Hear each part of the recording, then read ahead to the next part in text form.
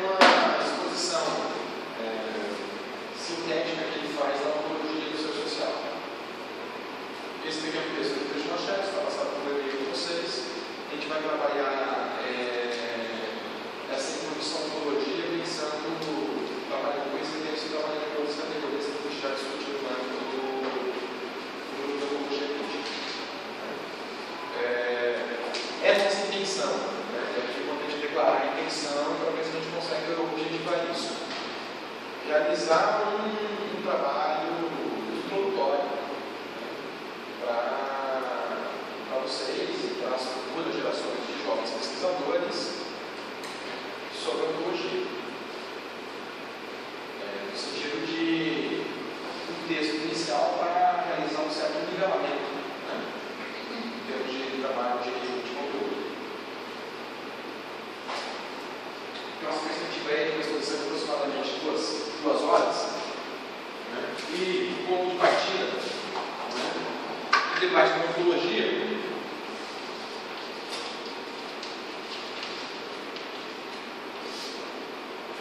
é estabelecer a primeira referência de discussão, que é o seguinte, e eu acredito que vocês vão se deparar na sala de aula aqui, da formação de vocês, com esse tipo de situação. A exclusão da ontologia como mundo da esfera da ciência e do conhecimento. Por exemplo, discutir a gênese da natureza, discutir a origem da natureza, discutir a origem do ser social, discutir a realidade social, não é objeto da ciência. Portanto, a ontologia como um objeto científico. Sendo objeto da ciência apenas aquilo que a gente vai entender como discurso científico, apenas a chamada epistemologia.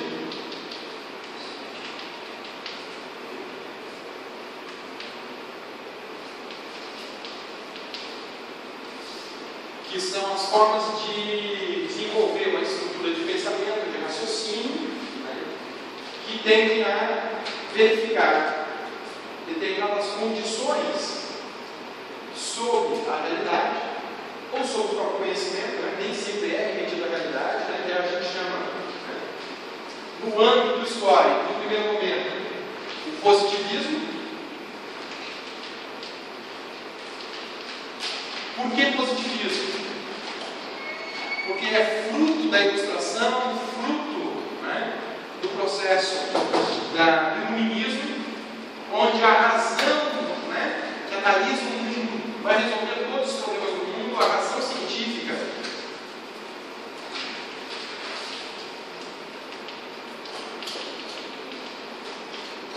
como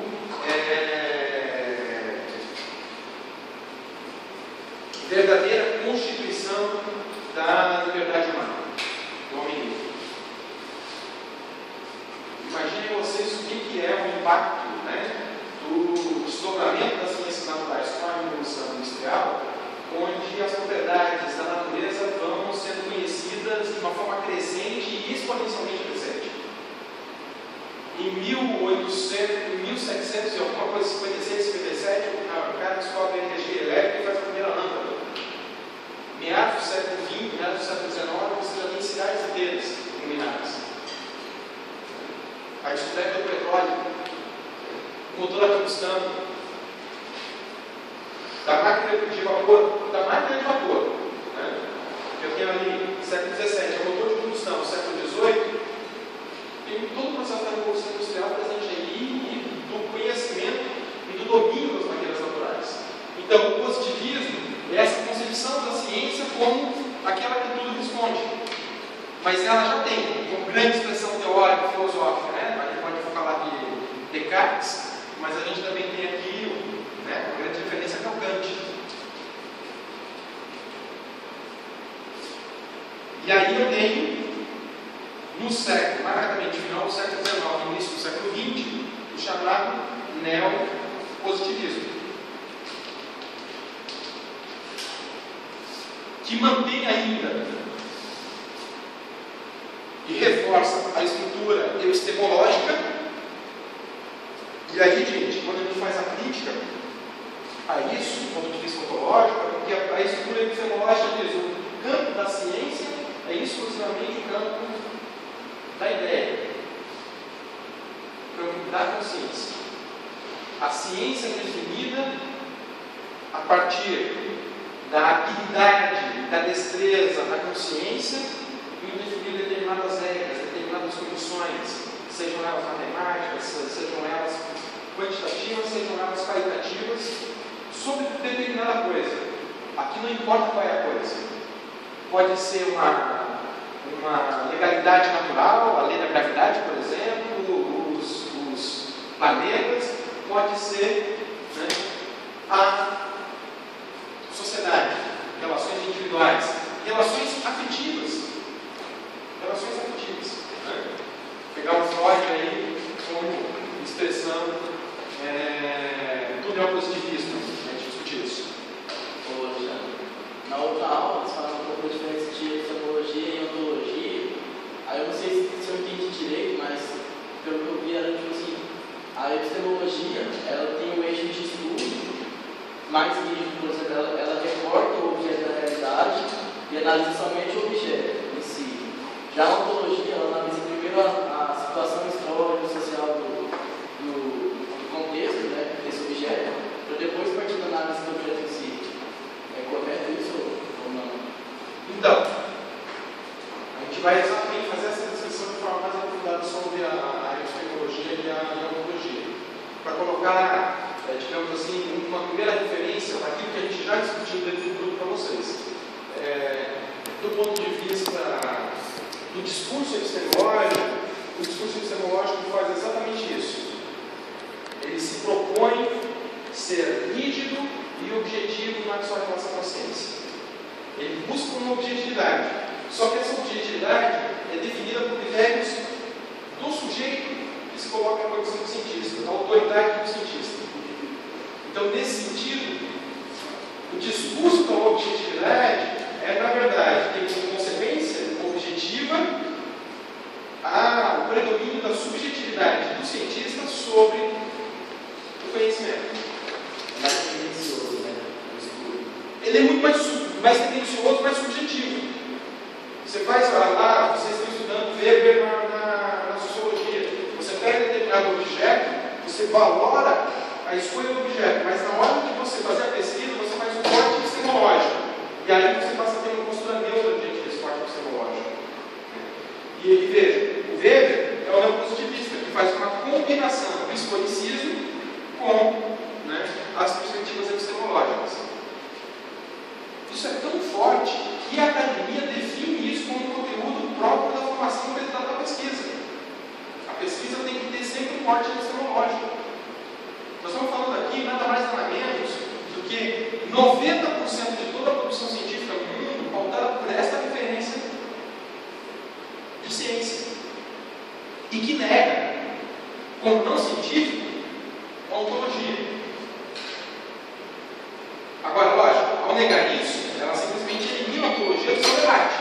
O que a gente está fazendo é trazendo a ontologia do debate para mostrar, né, exatamente aquilo que se critica na ontologia como sendo aquilo evidente, né, e reforçado no âmbito da epistemologia.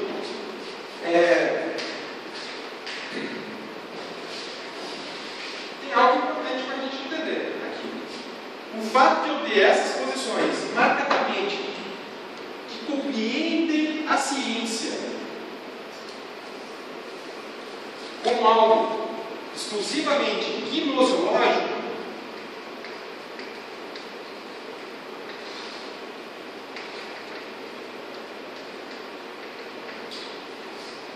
porque gnoseologia exclusiva, que é exclusivamente do conhecimento, nesse sentido, exclusivamente da consciência, do pensamento. O fato de ter essa estrutura gnoseológica não quer dizer que não tenham resultados práticos.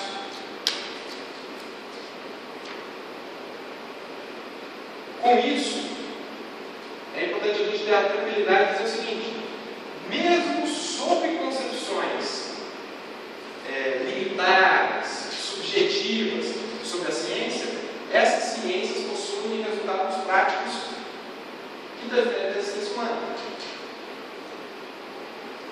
O autor vai trabalhar nos capítulos que a gente trabalhou, que são para o positivismo, a experimentação ideal apresentada por ninguém, nada mais nada menos do que o Einstein, para discutir a teoria da relatividade. Então, independente da tua concepção de ciência,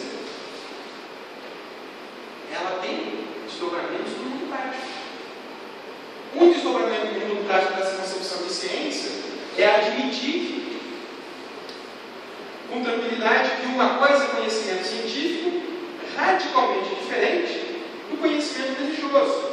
E, portanto, as descobertas científicas não interferem nas nossas concepções religiosas.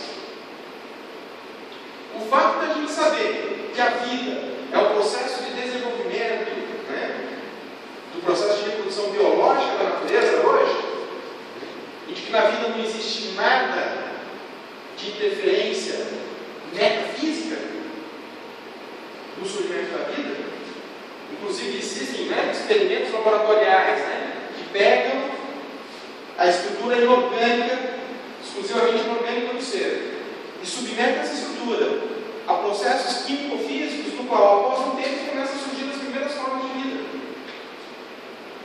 Lógico que existe uma profunda dificuldade desse experimento laboratorial inicial para formas evoluídas de vida. Eu consigo chegar nas cianofícias. Das cianofícias aos dinossauros, evidentemente eu não consigo fazer essa reprodução em laboratório.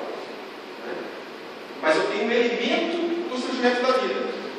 Mas na outra ponta, que é pegando a questão dos primatas superiores e dos animais superiores, a gente já tem a capacidade de pegar duas células de um determinado animal, manipular elas de tal forma que elas passam a se constituir no embrião, a gente insemina elas dentro de um animal e nasce um clone. A clonagem. Veja, esse processo, que tem como fundamento lá na natureza, a origem das espécies sociais, colocam uma decisão, uma questão fundamental. A vida como um processo eminentemente da natureza e não como um processo metafísico de ordem divina. Na epistemologia, as formas epistemológicas de conhecimento, um é o conhecimento científico e o seu desenvolvimento, e outro é o conhecimento religioso.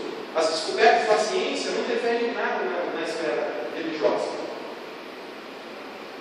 No final do século XIX, no século XVIII e no começo do século XIX, teve um cientista, ele pegou, fez tipo uma sopa mesmo, um monte de coisas, sabe?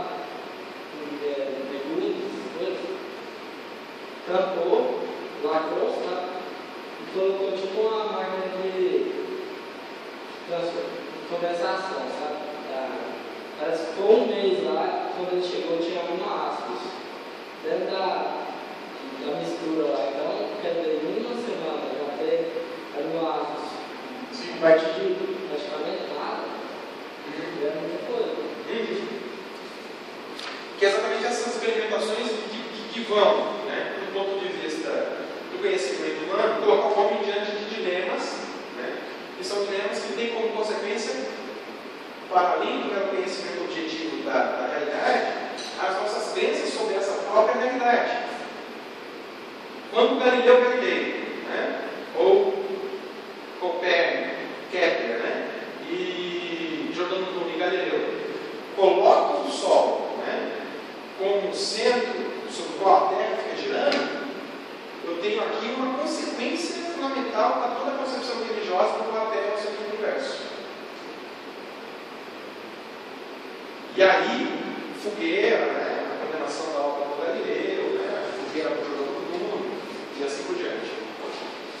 Mas o que interessa para nós é saber que estas concepções são concepções predominantes da academia e que negam as concepções ontológicas, afirmando que as concepções ontológicas são pura metafísica.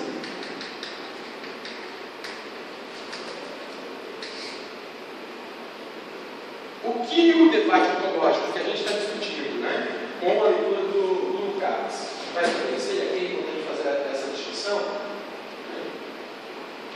sim, a ontologia que tem como objeto a origem do ser, a ontologia é estudo do ser, estudo da sua gênese, ela passa, sem dúvida nenhuma, por momentos ontológicos. Como, por exemplo, as explicações de Gênesis do mundo presente nada mais nada menos do que o Gênesis. Aqui eu tenho um sujeito que trabalha, coincidentemente, 6 dias, descansa no 7º. Quer dizer, Deus já instituiu o calendário gregoriano. Deus já instituiu o calendário gregoriano, né? É lógico que o calendário gregoriano existe depois, né? E se constitui, existe antes da constituição, né? Do mito da origem divina. Mas eu tenho uma forma de explicação ontológica do ser. A própria epistemologia se constitui numa forma de explicação ontológica do ser, no qual ela tira da explicação do ser a ciência. A origem do ser é remetida por uma ontologia religiosa, para a epistemologia. De tal maneira que discutir a origem do ser não é um assunto científico. Mas ao afirmar que não é um assunto científico, eu estou fazendo aqui também uma afirmação ontológica. Está me entendendo? Se a ontologia é o estudo do ser, e se para a ciência o estudo do ser está fora do conhecimento científico, então a ciência tem uma concepção ontológica de que ela não estuda ciência, de que ela não discute a origem do ser. Ela se posiciona ontologicamente, mesmo negando a ontologia. E lógico, esse tipo de abstração teórica, esse tipo de contradição, no âmbito das afirmações epistemológicas, elas não são explicitadas. Elas só são explicitadas na medida que você compreende a epistemologia no contexto todo da explicação da existência dos seres. O neopositivismo chega ao extremo de negar a realidade pensada. O que existe é só a representação minha. O que existe é só o mundo dos sentidos, das minhas sensações, da minha subjetividade. Essa sala existe porque eu estou captando ela pelo meu olhar. Fechei meus olhos. Entrei em sonolência. Sumiu a sala. Ela deixou de existir.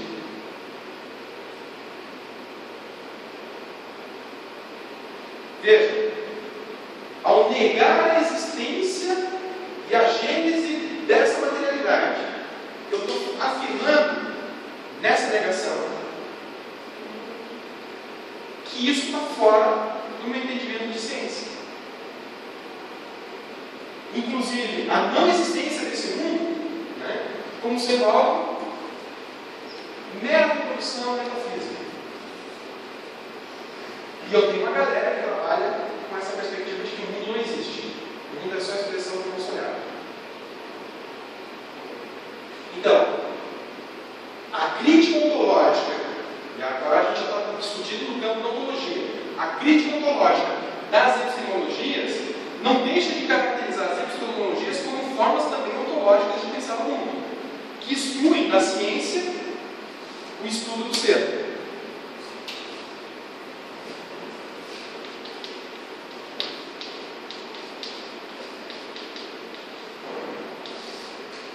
Porque coloca o seguinte, gente, o estudo do ser, o ser é uma coisa muito complexa.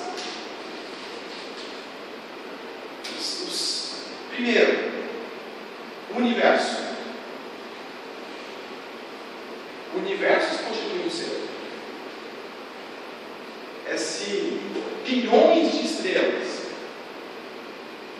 bilhões a mais de planetas. Isso tudo faz parte do ser, da existência.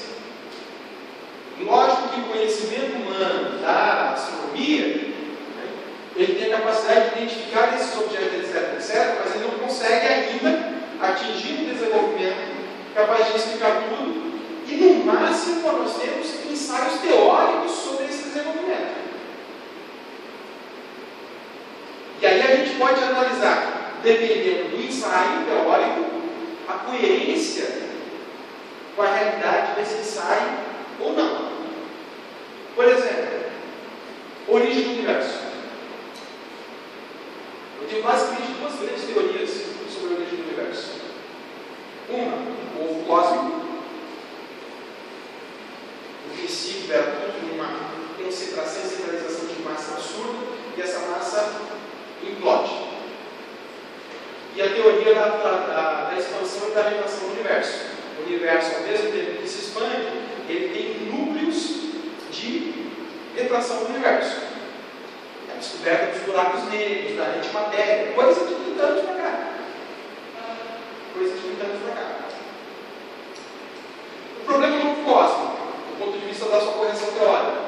Cara, mas quem botou o ovo? A história, quem botou o ovo? Quem botou o ovo?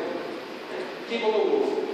O ovo cósmico possibilita uma conciliação teórica com o criacionismo, com a criação divina, com a metafísica religiosa.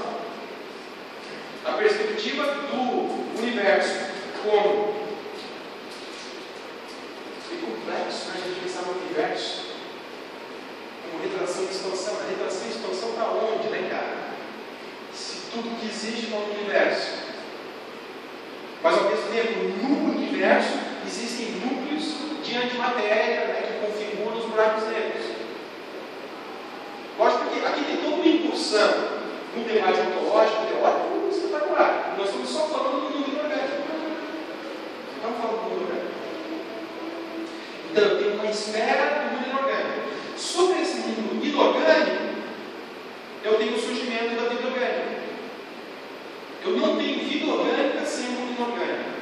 Então, nesse sentido, uma ontologia, né, materialista faz a correta conexão da existência da vida orgânica com a vida inorgânica. A correta no seguinte sentido: a base sobre a qual a vida orgânica surge é o mundo inorgânico. É impossível a vida sem o mundo inorgânico. As legalidades do mundo inorgânico são umas e as legalidades do mundo orgânico passam a ser outras. E aqui tem uma categoria fundamental, logo no iníciozinho do texto do Lucas, vai falar isso, para a gente compreender como é que se dá esse embate. Já vou passar. Que é o que chamava salto ontológico.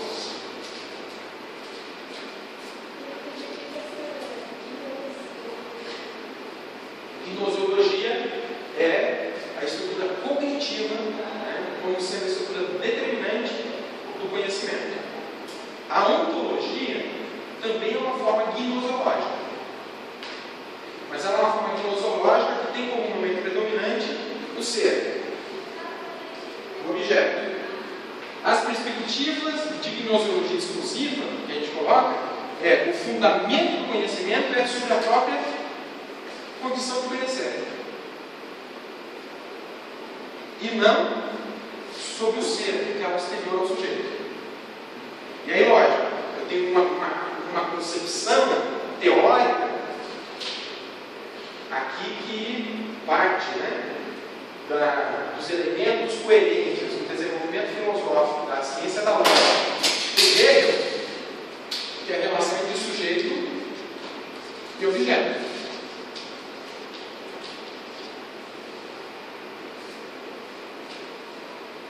Para a gnoseologia, apenas o sujeito é que determina a relação de conhecimento. Gnoseologia exclusiva. Para a ontologia crítica, né, a ontologia histórica materialista dialética, que na verdade é esse o termo que o Carlos vai utilizar, eu tenho o sujeito que conhece o ser. Só que não é só o sujeito que conhece o ser, no sentido que o ser determina todo o conhecimento do sujeito. O sujeito não só conhece o ser, mas ele estabelece uma interação com o ser. Ele reage sobre o ser. Ao reagir sobre o ser, ele reage sobre sua própria condição de ser. Que é aquilo que a gente já colocou para você em sala de aula, que é o devir homem homem, mas a gente vai chegar nisso lá na frente. Então, nesse sentido, gnoseológico é algo exclusivamente da gnose, conhecimento, né? Consciência. Nesse sentido. O senhor falou falando de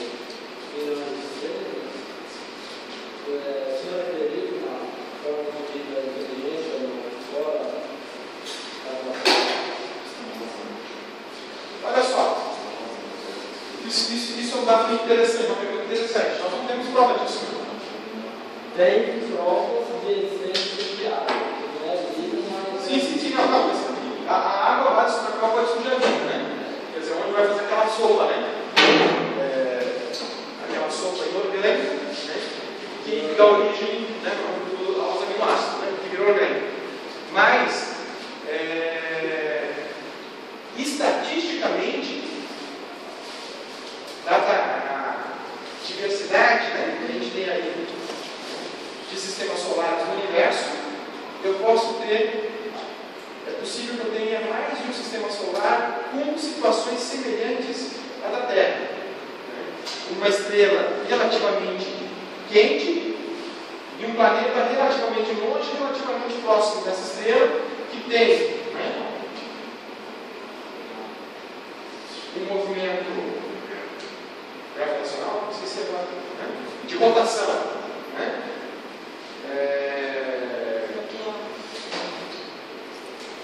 Semelhante ao da Terra. Então, estatisticamente, isso é possível. Agora, isso, exatamente. Mas por que eu quero deixar isso claro para vocês? Nós estamos falando aqui ainda de uma ontologia geral. Essa ontologia geral é você tentar compreender por que a gente vai falar de uma ontologia do ser social, que é o que nos interessa chegar aqui. Interessa chegar nos fundamentos de uma ontologia do ser social. Veja, do mundo inorgânico, no mundo orgânico, eu tenho um salto ontológico.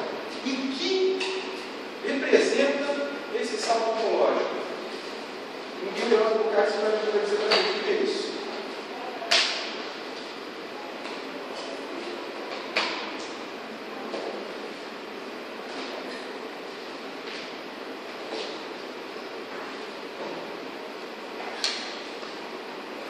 Olha só. Ali na página 227, o que o Lukács diz? No segundo parágrafo.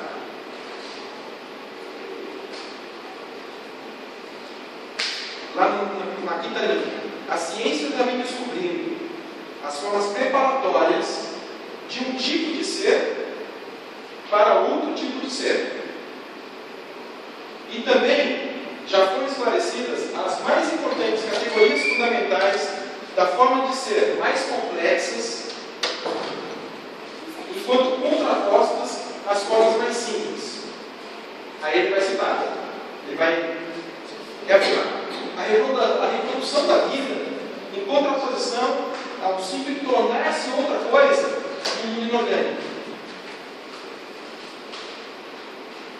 A adaptação ativa com a modificação consciente do ambiente, em contraposição à adaptação meramente passiva. A fauna em relação à flora. Ademais, tornou-se claro que, entre a forma mais simples de ser, por mais numerosas que sejam as categorias de transição que essa forma produz, entre o ser inorgânico e o ser orgânico, como exemplo, e o nascimento do real de uma forma mais complexa, verifica-se um salto. Ele vai chamar de salto ontológico. Essa forma mais complexa é algo qualitativamente novo, cuja gênese não pode jamais ser simplesmente deduzida da forma mais simples. O mundo orgânico, moçada, é algo muito distinto, tem legalidades próprias que não são encontráveis na esfera do mundo inorgânico.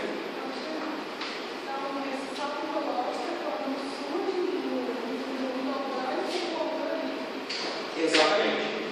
De tal maneira que as qualidades do mundo orgânico são tão distintas que eu não posso dizer que o mundo orgânico saiu.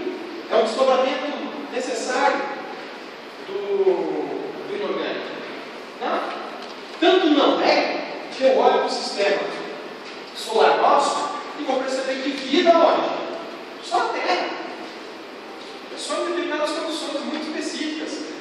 são em determinadas condições qualitativamente específicas. Talvez eu tenha vida em Europa, né?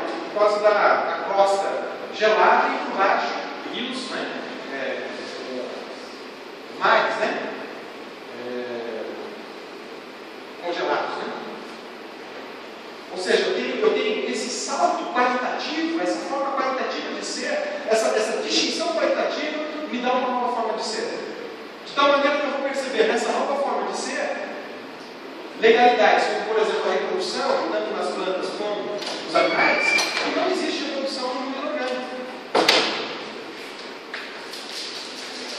É fundamental, é essencial entender isso para a gente perceber que sob o mundo orgânico vão se desenvolver determinadas formas de seres desse mundo, sob o mundo orgânico, desse mundo orgânico, que vão efetivamente constituir num longo processo de transição para uma nova forma de ser, que é o que a gente chama de ser social. O ser social surge na base do mundo orgânico, mas ele possui legalidades próprias do ser social, distintas do mundo orgânico, de tal maneira que eu não posso deduzir, por exemplo, a nossa habilidade de construir casas, de fazer instrumentos, da divisão social do trabalho que nós temos, de nenhuma referência na própria natureza.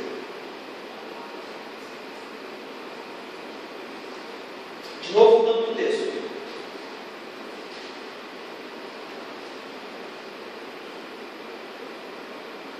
Olha só. Na página 228, o segundo parágrafo. Ele está falando do trabalho.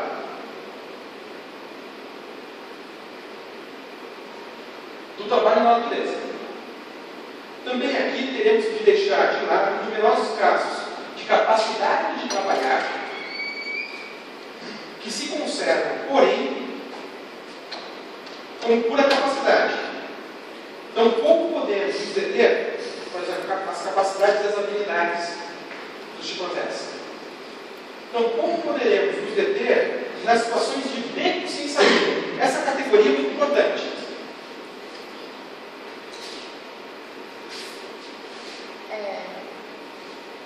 Tem como aumentar um pouco a temperatura do ar? Eu acho que sim, né? O controle da... Gente, categoria de beco sem saída. Vejam como é uma categoria plasmática também, é uma categoria fechada. Né? Nas quais surge não apenas certo tipo de trabalho, mas inclusive consequência necessária do seu desenvolvimento, ou seja, a divisão do trabalho. Aí ele dá o exemplo das abelhas. Contudo, em tais situações, essa divisão do trabalho, enquanto fixa com diferenciação biológica dos exemplares da espécie, soldado, rainha, operário, né? Na comédia dele, não consegue tornar o princípio do desenvolvimento interior no sentido de um ser de novo tipo,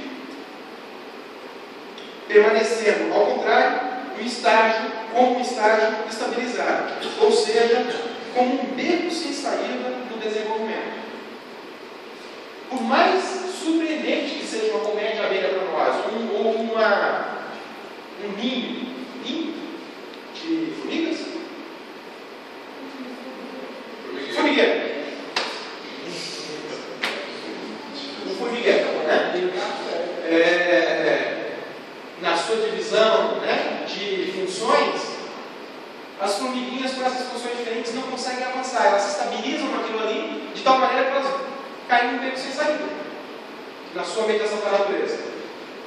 Diferente, de forma radicalmente diferente do trabalho no ser social. O trabalho no ser social é uma coisa plasmável, que a gente aprende no trabalho e daqui a pouco já está trabalhando de forma diferente. Está vendo? O trabalho possibilita que a gente amplie as possibilidades alternativas do ser, de dar resposta. Na verdade, o ser social vai se apresentar como uma forma de ser exclusiva do ser que dá respostas. Em que sentido? Como toda esfera do mundo orgânico, nós temos as necessidades. Comer, beber e dormir. O problema é que, diante dessa necessidade, diante dessa contingência, nós damos uma determinada forma de resposta. Como é que a gente mata a nossa fome? Aí, aquele filme em 10 anos antes de Cristo, né? Vai lá, joga uma rede de mamute, né? E segura o mamute. Né? Até que o cara, por azar, consegue ficar preso na rede junto com o mamute. Né? E ele sozinho prende o mamute. Ele vira líder daquela população. A partir daí, eu tenho a experimentação. Ó, essa forma de dar resposta cria inclusive as formas mitológicas. O ser humano, o ser social, aprende com suas respostas. Aprende de tal maneira que ele passa a perguntar: qual é a forma melhor de responder àquela necessidade? Ele passa a dar as respostas. Veja que loucura, isso aqui é espetacular, galera. Dar as respostas às necessidades, ele passa a fazer perguntas. O que isso... Não, eu fico arrepiado com as coisas. Porque o que isso representa? Me respondeu uma necessidade biológica, que é satisfazer a minha alimentação, a minha condição de vida. Eu forjo minhas respostas. Essas respostas possibilitam que em determinado momento eu faça automediação com as minhas necessidades e faça a seguinte pergunta: qual é a melhor forma de responder a essas necessidades? Então as respostas deixam de ser respostas imediatas às necessidades naturais e eu passo a constituir perguntas às quais eu farei agora outras respostas. Portanto, eu passo ao fazer as perguntas, as respostas a essas perguntas já não são puramente necessidades naturais, puramente necessidades biológicas. Elas passam a ser paulatinamente constituídas como necessidades socialmente criadas.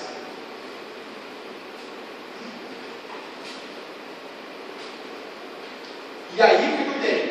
Eu tenho exatamente um processo no qual o devir do homem se constitui dessa forma. Eu posso imaginar com facilidade agora o Sapiens Sapiens na caverna, ele passando por um processo todo dia de desenvolvimento, no qual ele vai dando respostas, vai desenvolvendo sua capacidade linguística, vai desenvolvendo sua capacidade espírita, vai dividindo cada vez mais, né, as suas atribuições, chegando a 10 mil anos atrás ao sedentarismo.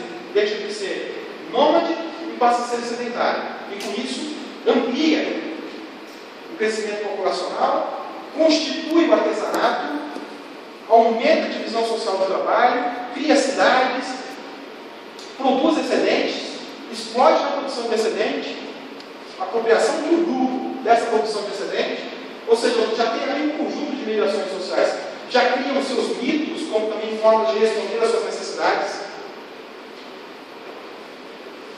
Então,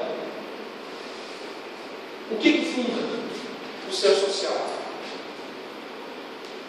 Quais são as legalidades próprias do ser social? É esta pergunta que toda filosofia e toda ciência precisa se fazer para poder entender, na verdade, o que somos nós, de forma muito objetiva. E a filosofia buscou compreender isso de diferentes formas. De tal maneira que o humano é exclusivamente aquilo que a gente vê e representa para alguns. Mas essa compreensão do salto ontológico coloca para nós como um momento decisivo compreender que o que forma o ser social, o nosso salto ontológico, é exatamente aquilo que faz uma mediação com o mundo inorgânico, que é a nossa capacidade de trabalho. Aqui, agora, vocês fazendo a leitura do texto que a gente sugeriu para vocês, quando ele fala da abelha do trabalho, ele está sendo sintético, porque na verdade a abelha não trabalha. Porque o trabalho se constitui uma categoria de ser específico, uma utilidade específica. E o que é o trabalho? O trabalho é a função de duas coisas distintas: teleologia e objetivação. A teleologia é o estabelecer a finalidade e a objetivação a sua prática. E aqui, mais uma... Aí é o texto do Cássio. Aí vale a pena a gente ter o texto do Cássio para dizer o que é. Professor, diga. Você falou que a objetivação vai ser a prática. Mas não seria a pretensão de fazer alguma coisa, tipo assim, não no sentido de ser um meio, é a pretensão de fazer. Sim, mas a pré-liberação, né? A pré-liberação, ela precisa se materializar. Uma pré-liberação que não se materializa fica mera fantasia. Então, por exemplo, se você estiver trabalhando uma coisa, só que se não alcançar o fim, né? Você vai continuar produzindo trabalho, ou não? Por exemplo, você chegar, você for uma mesa, você não terminar a mesa, mesmo você não terminando a mesa, isso constitui algum tipo de trabalho. Sim. Aí você vai saber por que não terminar a mesa, etc. Você não precisa terminar todo o projeto. Você pode parar na metade do projeto. O projeto não deu certo. Isso aí não é objetivação. É uma objetivação, que é tornar a coisa exterior. Quando a gente não exterioriza a pré-filiação, ela fica apenas no campo da intencionalidade. Agora, o que o cara vai falar para nós que é importante a gente entender? O que nos diferencia efetivamente? Página 229, segundo parágrafo, terceiro parágrafo. Com justa razão, se pode definir o homem que trabalha, ou seja, o animal tornado homem através do trabalho, como ser que dá respostas. O efeito é inegável que toda atividade laborativa surge como resposta que busca solucionar o carecimento que a provoca. Todavia, o núcleo da questão se perderia caso se tomasse aqui como pressuposto a relação imediata da necessidade do trabalho. Ao contrário, o homem torna-se um ser que dá respostas precisamente na medida em que, paralelamente ao desenvolvimento do ser social, ao desenvolvimento social, em proporção crescente, ele generaliza. Desculpa, estou fazendo uma leitura. Não, perfeito. Ele generaliza